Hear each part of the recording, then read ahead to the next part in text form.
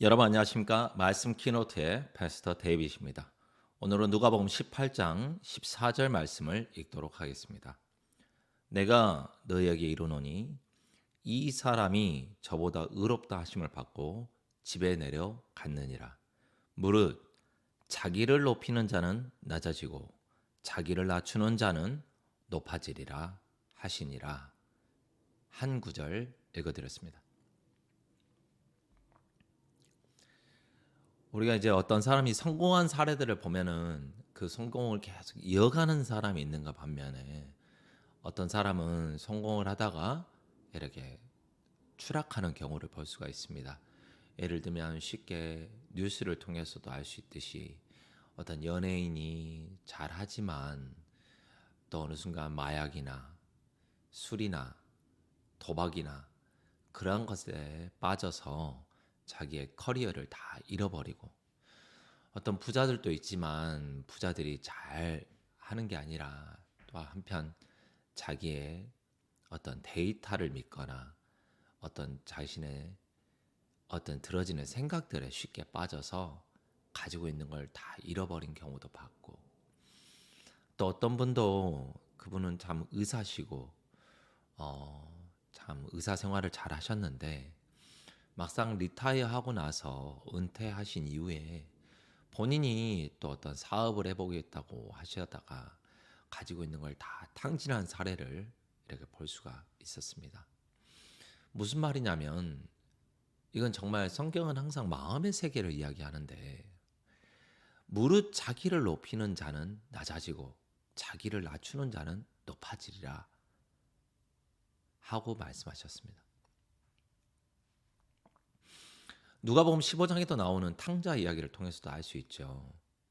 아버지 나에게 더러울 분깃을 주십시오. 참 그건 어떻게 보면 호기롭기도 한 이야기지만 어떻게 보면 참 교만하고 높은 마음이라는 마음이 듭니다. 왜냐하면 아버지보다 내가 더 잘할 수 있어. 그 마음이 들어지지 않는다면 감히 나올 수 없는, 감히 할 수 없는 이야기지 않습니까? 내가 내 형보다 더 나아. 형보다 내가 더 잘할 수 있어. 그 마음이 들지 않는다면 감히 할 수 없는 이야기거든요. 근데 그렇게 아버지의 재산을 가지고 나아가서 어떻게 합니까? 다 탕진하게 됩니다. 누가 아버지한테 재산을 받아서 나가서 탕진해야 되겠다라고 생각하고 사업하는 사람이 어디 있겠습니까? 다 잘해야 되겠다. 잘해봐야 되겠다. 열심히 해야 되겠다. 다 그런 마음을 가지고 나아가지 않겠습니까? 사업을 구성하고자 하루 이틀, 한 달, 또 6개월, 1년 많은 생각을 하면서 결국은 거기에 있는 창기들과 허랑방탕하게 시간을 보내면서 가진 걸 다 잃어버리게 되어지는 그 이야기를 읽으면서 짧은 문구지만 마음속에 많은 생각이 되어지는 겁니다. 저도 보면 제가 제 마음속에 목사님이 말씀하신 것처럼 난 사역을 잘해. 난 말씀을 잘 전해. 내가 복음을 전했는데 구원을 받았어. 하나님 날 통해 일하셔. 어떤 은혜를 입는 것도 중요하지만 어느덧 사단이 내 마음속에 생각을 하나 집어넣는 거예요. 너 잘해. 너 괜찮아. 우쭐해지는 거죠. 내 마음이 높아지는 거예요. 내가 높아지는 걸 알면서도 절제할 수가 없더라고요. 남들이 못하는 걸 나는 해냈어. 그때 내가 그걸 발견해가지고 정말 기가 막히게 잘 막았어. 더 큰 문제가 될 수 있었는데 내가 했어. 사실 내가 한 게 아니라 하나님이 은혜를 베풀어 주셔서 나에게 그걸 발견케 하시고 또 할 수 있는 능력도 주시고 힘도 주신 건데 어느덧 내 마음속에 나를 높이는 마음이 자리 잡기 시작하는 거예요. 나를 높이는 마음은 하나님이 주신 마음이 아니라 사단이 주는 마음이죠. 그 생각에 빠지기 시작하니까 어떻게 되는지 아십니까? 주위에 있는 동역자들이 시들시들하게 보이는 거예요. 주위에 사역하는 사람들이 제 눈에 안 차는 거예요. 그러면서 제 마음속에 그래 갖고 안 돼. 너 그렇게 살아? 너 그런 마음 가지고 안 돼. 그게 들기 시작하면서 나이를 불문하고 마음속에서 판단하고 업신 여기고 그러한 눈을 나만 가지고 있는 게 아니라 그러한 잣대를 나의 눈에만 가지고 있는 게 아니라 내 사랑하는 아내를 향해서도 내 주위에 있는 사람들을 두고도 하나하나 나는 괜찮은 사람, 나는 된 사람, 너는 안 된 사람, 너는 그럴 수 없는 사람. 그러한 판단의 눈으로 살아가기 시작하더라고요.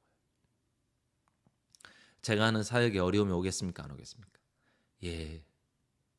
하나님이 정말 두더지 잡는 게임을 하는 것처럼 망치로 마구마구 저에게 여러 가지 형편을 허락하시기 시작하더라고요. 어떤 형편이요? 감당할 수 없는 형편을 주시더라고요. 제가 아는 어떤 자매님이 계신데 그 자매님은 참 젊은 처녀시고 이쁘시고 한데 교회를 좀 이렇게 뭐라고 해야 됩니까? 우습게 여기시더라고요. 예수님께서 내 죄를 사해 주신 사실은 감사하지만 굳이 내가 꼭 교회를 나와야 되냐? 감사한 마음으로 살면 안 되냐? 아, 자매님, 말씀을 통해서 또 우리는 믿음은 들음에서 난다고 하지 않았습니까? 교회와 함께 하실 수 있으면 함께 하시고 일주일에 하루인데 하루는 하나님께 드릴 수도 있는 거 아니겠습니까? 근데 이분이 본인이 너무 이쁘시고 잘나시니까 교회와 멀어지시더라고요. 사교 모임에도 나가시고 동호회도 나가시고 사람들도 많이 만나시고 하나님이 이분에게 좋은 남편도 주셨어요.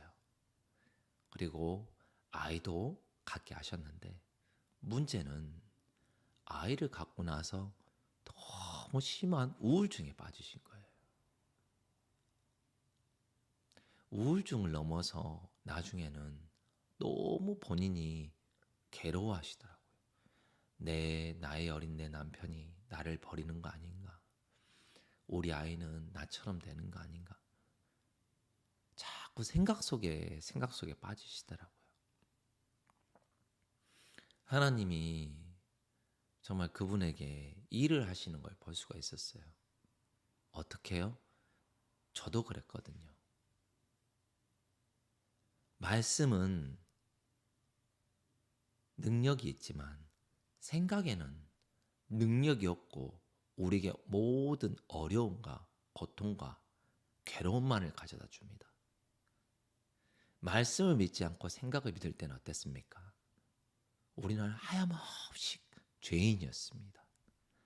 하지만 내 생각을 버리고 내 생각과 다른 말씀을 받아들일 때 어떻게 됩니까? 아, 예수님이 십자가에 못 박혀 돌아가시면 나의 죄를 사시기 위함이었구나. 그 말씀을 받아들일 때, 내 생각을 버리고 말씀을 받아들일 때 우리가 구원을 받는 것처럼 생각은 끊임없이 우리를 괴롭히고 어렵게 하고 나를 높이려는 그 생각은 말씀이 주신 겁니까? 사단이 준 겁니까? 사단이 준 거죠. 그 생각을 받아들일 때는 어떻게 됩니까? 나를 하염없이 높입니다. 하염없이 높이면서 하나님은 우리에게 사랑의 손길로 다시 한번 우리 마음을 낮출 수 있게 하시고 우리 마음을 낮췄을 때 하나님께서 다시 우리를 높이시기 시작하는 겁니다. 하나님의 영광과 함께요. 하나님을 찬미하는 마음으로요. 저도 참 마음이 높은 사람이고 저도 쉽게 제 생각에 빠질 수밖에 없는 사람인데 오늘 이 누가복음 18장 14절을 다시 또 읽어보면서 제 마음속에 참 많은 것들이 생각이 되어지고 정말 내가 마음을 높였을 때 얼마나 많은 어려움들이 찾아왔었나. 또 마음을 높이는 사람들을 봤을 때 그 사람들 삶 가운데 하나님이 어떻게 다시 돌아오게끔 하시나 하는 걸 생각해 보면서 참 제 마음에 말씀이 아닌 다른 것들을 담고 싶지 않다.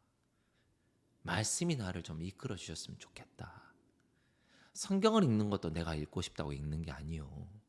기도를 하는 것도 내가 기도하고 싶다고 기도하는 게 아닌데 하나님께서 내 마음을 주관해 주셔서 나를 이끌어 주시고 그 은혜 가운데 보살펴 주시기를 바라는 마음이 들어서 여러분과 잠시 나누어 보았습니다.